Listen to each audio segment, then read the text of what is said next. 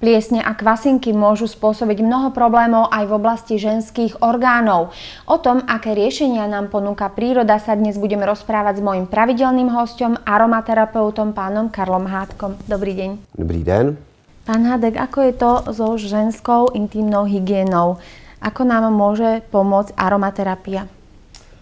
No to je jeden ze zásadních problémů. My jsme se tady už bavili o Candidě albicans a tato kvasinka se může objevovat v organismu a právě u mnoha žen bývá i problémem různých zdravotních problémů. Já mám za to, že tady podstatnou roli hraje i samotná intimní hygiena, protože když se podíváme na to, co ženy používají pro účely intimní hygieny, tak je to katastrofa. My jsme se tady v jednom z pořadů bavili o zubní hygieně a v podstatě ve chvíli, když se podíváme na ženské pohlavní orgány, tak je to stejně jako ústa, jedna ze vstupních dutin do organismu. Pochopitelně i tady se ty plísně mohou dostat a mě třeba šokovalo v začátku, že když jsem se bavil se ženami, co používají pro účely intimní hygieny, tak to zase byly tenzidové preparáty. Dokonce i v lékárnách se prodávají preparáty, které obsahují tenzidy a je to definováno jako intimní hygiena. To tam prostě nemá co pohledávat. Tady ta sliznice je velice citlivá, způsobuje to problémy, likviduje to tu mikrofloru, ať už na vnějších pohlavních orgánech, anebo i v pochvě. No a dostáváme se k tomu, my jsme se tady byli o plísních v trávícím traktu.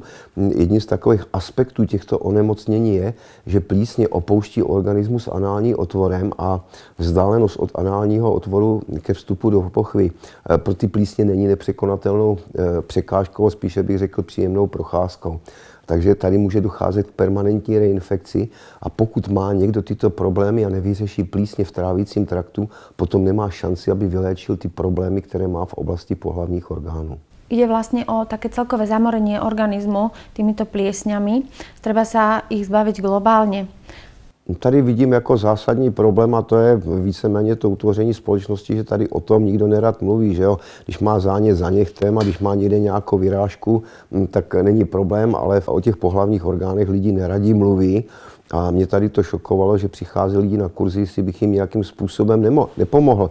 No a tam vznikla i ta otázka, co používají pro účely intimní hygieny a ve chvíli, když se podíváme tady na ten problém, tak existuje na trhu vynikající výrobek, který mohu doporučit pro intimní hygienu. Neprodává se v supermarketech, v kosmetice, neprodává se v drogeriích, ale musíme si do ní dojít do oddělení supermarketu nebo tam, kde se prodávají jogurty. Ten jogurt v podstatě obsahuje laktobacily a ten laktobacil je oponentní mikrokultura k té Candidě albicans. Sám o sobě je jogurt kyselý, což už znepříjemňuje ty Candidě albicans život a z tohoto pohledu bílý jogurt označím jako vynikající preparát pro intimní hygienu. Pochopitelně je to třeba nepraktický na cestách, či tady vznikly i preparáty, zase jsou to olejové preparáty, kde jsou použity éterické oleje, které působí proti Candidě albicans. Jsou tady i preparáty, které mají protiplísňové účinky, které se nechají používat formou poševních čípků a mají obrovskou výhodu v tom, že obsahují i různé složky, které potom působí nejenom protiplísňové, ale napomáhají i ty regeneraci poševní sliznice. Ta bývá narušená těmi plísňovými onemocnění u partnerů, kteří žijí pohlavním životem. To může způsobovat bolestivost a nepříjemné pocity. No a tady ty preparáty napomáhají regeneraci ty poševní sliznice, vytváření kvalitního vícevrstvového epitelu a tím, že jsou i protiplísňové, i likvidací těch plísní. Pochopitelně to, co bylo řečeno v minulém pořadu ohledně stravování, i tady ty plísně v podstatě živí se těmi cukry, čili že i v tomto případě nezbytně nutno dodržovat nějakou tu dietu.